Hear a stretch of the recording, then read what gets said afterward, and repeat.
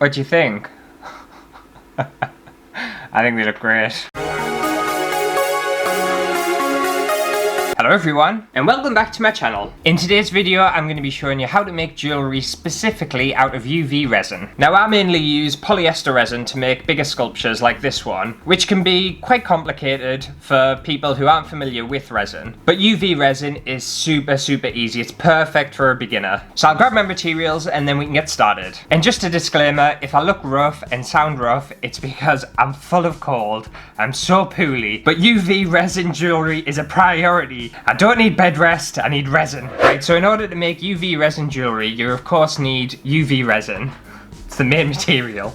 You also might want some little pigments, specifically for UV resin. Some jewellery moulds, so I've got earring moulds, necklaces, bangles, loads of other stuff in there. If you want to make necklaces, you're going to want some jewellery chain and some little connection things with it. And you also might want some random objects to embed inside the resin. And you'll find one of these to be really helpful as well. It's a UV lamp, and they use it for curing nails, I think, gel nails or something. You can obviously get these in basic white, but I was feeling very animalistic and very tacky, so I got a leopard print one. And they're relatively cheap, they're about a tenner on Amazon. But you can set UV resin on a windowsill in the sunlight because that's UV light as well. But you'll find with a UV lamp, it'll just be so much easier for you. Right, so the first one I'm going to show you how to make is a two-toned UV resin bangle. Now I just need to decide which colours I want. You know what, I'm going to do an orange and pink one. Why not? Them colours don't often go together. So why not try that? Right, now all you want to do is just pour a little bit of UV resin into a cup or a container. I'd rather have too much than too little.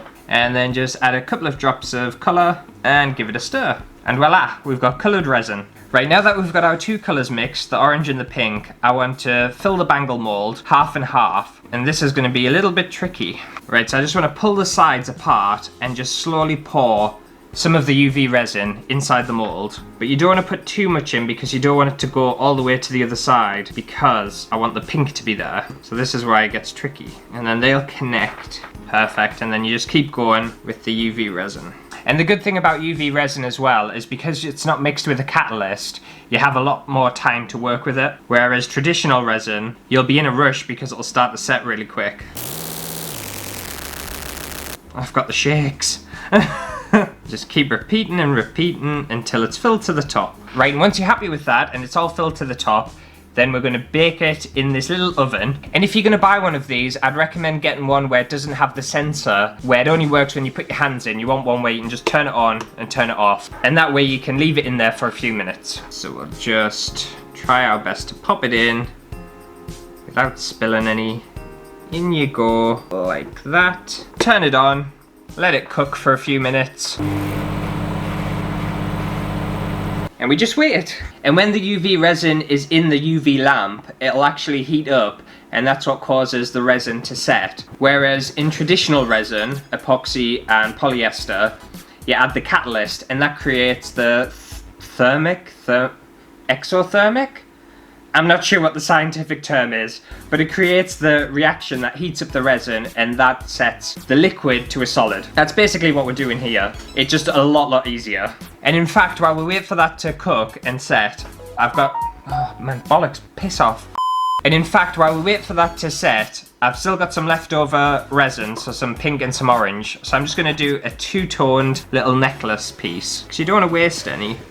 Pour too much in, it's gonna be majority pink and a tiny bit of orange. And we'll slip that in with that one. I wonder if I can tan from this light. I need a good tan. I don't think you can. And UV resin's really easy to clean up, but if you leave a drop of UV resin near the UV lamp, it will set on your table. Oh, my life. It's okay, you can just scratch it off. Right, I think our bangle's done. Yeah, and it gets super hot once it's taken out because of obviously the thermal whatever. I need to go back to bed. I'm just gonna let it cool down and then we'll pop it out the mould. Right, and I think our little pendant's done now as well. It's still quite hot, so we'll just wait. Right, okay, it's time to demold and see what the results are like. Don't know what that was. And they're quite easy to pop out as well. And yeah, any leftover resin that was around the top will just pop off, so don't worry about it too much. Ah, there we go. That's not looking too bad. I quite like that. And you just kind of break them bits off. And then what you can do as well, if your resin turns out to be a little bit tacky, is just turn your oven back on and just pop it in for a little bit, and that'll kind of cure up any of the tackiness. All right, let's see what this one turned out like. These are always a pain in the ass to get out. I'm poorly, can you just come out? Just gotta wiggle and jiggle, wiggle and jiggle. There. Ooh, I like that one. That turned out really nice. I'll just pop that back in there. Right, and there we have our first two. And I think they've turned out quite nice. The bangle mold that I bought is clearly for a child or something because I just can't fit my hand in.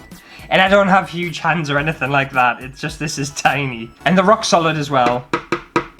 Right, now with this one, obviously I want to add a chain to make a necklace. Right, so for this, my little mold making kit came with a hand tool where you can just drill into the top part of it. You can use a power drill as well if you want, but things might go wrong. And once you've got a hole in the top, you just want to take one of these little screw things that came in my kit. And I think getting it with a pair of pliers is just so much easier. And you just want to screw it in. And then you'll have something that looks like that, which is looking pretty cool. And then you can make a chain by just cutting some regular jewellery chain. It's quite easy to cut, you can just use scissors. And just attach a little clasp on one side of it. And then you just want to thread your necklace through the pendant hole, go all the way through. And then on this side, which doesn't have the clasp, you just want to add one of these little ringlet things. I don't know the specific names of them. And it's incredibly fiddly. This isn't a great thing to do when you're not feeling very well. And then once that's threaded through, you just want to clasp it so that it doesn't fall apart. And that's just making sure you're pinching both sides of that loop together. And then just attach it together. You can obviously do this once it's on, it's up to you. And there you have it. And you can just pop that around your head. Oh. Yeah, and there. I should have worn a different colour t-shirt because you can't see it. But it's there. And obviously you can make the chain as high or as low as you want it to be. You can kind of make a choker if you want it to choke you. But I can't stand things around my neck. Opulent. Stunning. Gorgeous. I think I'm done. I hope this video is making sense because I feel like I'm losing track of everything. Right, I think I'll do some embedding now and show you how that works because it's pretty straightforward. Right, okay, so we'll start off with this necklace one here. I'll do the double love heart one. And you just want to pour your resin in neat. You can colour it if you want, it's up to you.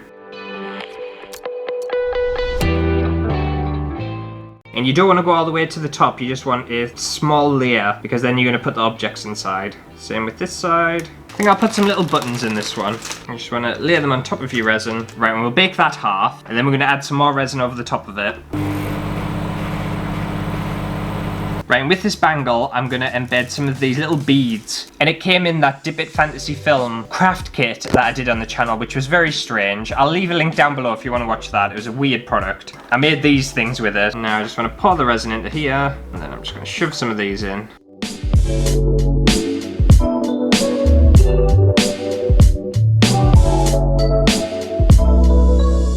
And then once you've got all them objects inside, you just want to finish it off with more resin and pour it right to the top. And obviously just be conscious that lighter things will float and heavier things will sink. So it can be a little bit tricky. Hopefully these will stay where I want them to. Right, we'll just do a little transfer. I'll take this one out now and pop this one in. And then finish the top of this button one with some more resin, just to make sure it's fully in there. And that one's still setting, so I'm just going to shove it further back, and we'll pop this one in with it. Right, okay, I think these are done now, so I'll take them out and see what they've turned out like. And this could make a nice necklace for your significant other. Look, it makes a lovely little love heart. It reminds me of those necklaces from Argos, when one of your friends would have one side of a broken heart, and the other would buy the other side of the broken heart, and you'd wear it together. It was so cute and sad. There we go, and they could make earrings as well. I don't have my ears pierced, but what do you think? I think they look great. Right, let's see how this second bangle turned out. I think this one's gonna look really cool, actually. Yeah, I think that looks quite nice. Again, it's a shame it doesn't fit on my hand, but I like it. The only thing I struggle with the bangles as well is because I can't see what I'm doing you end up getting little bubbles in it. I'm not sure how to get them out, but yeah, it still looks really cool. Yeah, and I made some other things earlier on in the week as well when I wasn't so poorly. And I made this one with googly eyes. I think it looks super cool. It's super fun and the eyes still rattle around in it. I also made a couple more pendants. I made some more necklace pieces. That was with some tissue paper. And that was just experimenting with a bit of pigment. And then some little beads with glitter and colour, and some more little necklace pieces. But you can be as creative as you want with it. It's quite easy. I think the only thing you'll come into trouble with is that UV resin can be really expensive. I think this set is back about, I think it's about 15, 20 quid for this tiny little bottle. In comparison, these giant tins of polyester resin set me back about 20, 25 pounds. And you get 5 kilograms of the stuff. But you don't just have to use UV resin for jewellery, you could do it with paperweights and coasters and stuff like that. You just won't be able to use UV resin for larger things. Like this sculpture, it won't work, or if it does work, it'll just cost you a lot of money and you'll have to do it in proper tiny layers. So many layers, it'll take you forever. But I have no idea how this video is going to turn out because I'm definitely not with it at all.